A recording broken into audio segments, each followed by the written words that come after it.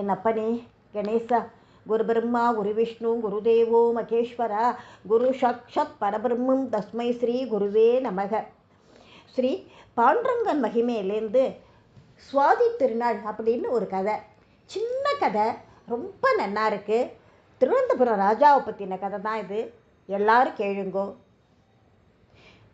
திருவனந்தபுரம் மகாராஜாவோட அம்மா அப்பாவுக்கு ரொம்ப நாளாக குழந்தை கிடையாது. அவள் பத்மநாப சாமியை வேண்டிண்டு ஒரு சுவாதி நட்சத்திரத்தன்னைக்கு பிறந்தார். அவருக்கு அறிவு, ஆற்றல், இசைப்புலமை எல்லாம் ஜாஸ்தி. தானே பாட்டெல்லாம் எழுதுவார், இசையமைக்கிற வல்லமையும் பெற்றார். அவர் என்ன பண்ணுவார்னாக்க தங்கத்தால் பெரிய தாமரை மலர் பண்ணுவா. வேத மந்திரங்கள்லாம் விளங்க அது உள்ளே உட்காந்துட்டு அது உள்ளேருந்து வெளியில் வருவார். அதுக்கப்புறமா அந்த தாமரை இதழ்களை ஏழைகளுக்கெல்லாம் ஒருத்தருக்கும் தானம் பண்ணிடுவா. தங்க தாமரை இதழ்கள். ஏழை எளியவர்கள்ட்ட ரொம்ப இரக்கம் ஜாஸ்தி இவருக்கு. வரிகள்லாம் ரொம்ப குறைச்சி வாங்குவார். குடிமக்கள்கிட்ட தானே நேராக போய் விசாரித்து குறைகள் எல்லாம் சரி பண்ணி வைப்பார். சர்வே துறையை கொண்டு வந்தவரும் இவர் தான்.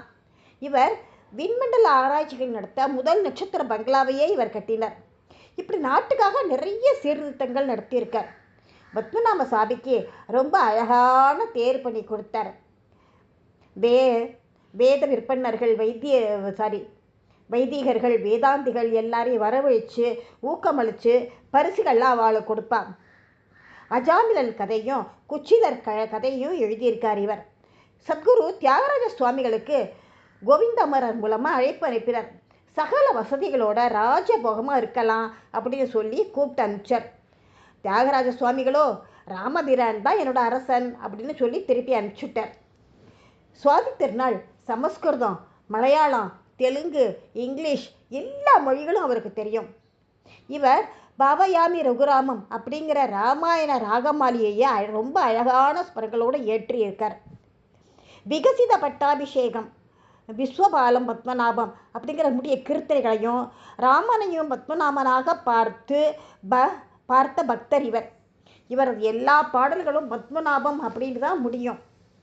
கர்நாடக இசைக்கு வளம் சேர்க்கும் பாடகர்களும் சாகித்ய கர்த்தாக்களும் எங்கே இருந்தாலும் கூட்டிட்டு வந்து அவளுக்கு பரிசுகள் கொடுப்பார். அவளோட உட்கார்ந்து தானும் பாடுவார். இவர் ஒரு ராஜாவாக இருக்க மாட்டார், ஒரு மாவனாக இருப்பார். எல்லாரோடைய தோழனா மாணவனா இருந்துட்டு இருப்பார். பத்மநாப சாமிக்கு மேலே நிறைய பாட்டுக்கள் எழுதியிருக்கார். இசையை தவிர இவருக்கு வீணை, பரதநாட்டியம், ஓவியம் எல்லா கலையிலையும் ரொம்ப இவருக்கு ஈடுபாடு உண்டு. ஒரு நாள் கூட பத்மநாப சாமியை தரிசனம் பண்ணாமல் சாப்பிட மாட்டார். தினமும் ஊட்டுப்புறையில் அன்னதானம் நடக்கும். இவரோட கொள்கை என்னன்னாக்க, பசிச்ச மனுஷன் பாபங்களுக்கெல்லாம் அஞ்ச மாட்டான். அதனால் கொலை கொள்ளையெல்லாம் நாட்டில் இருக்கும். அதை தொட்டு யாருமே பசியில் இருக்கப்படாது அப்படின்னு சொல்லிட்டு அன்னதானம் நான் ஏற்பாடு பண்ணினார். தனது 34வது வயசுலேயே அமரர் ஆயிட்டார். இன்றி அளவும் இன்னைக்கும் கேரளாவில் பத்மநாப தாசர் அப்படின்னு கொண்டாடின்னு இருக்கா.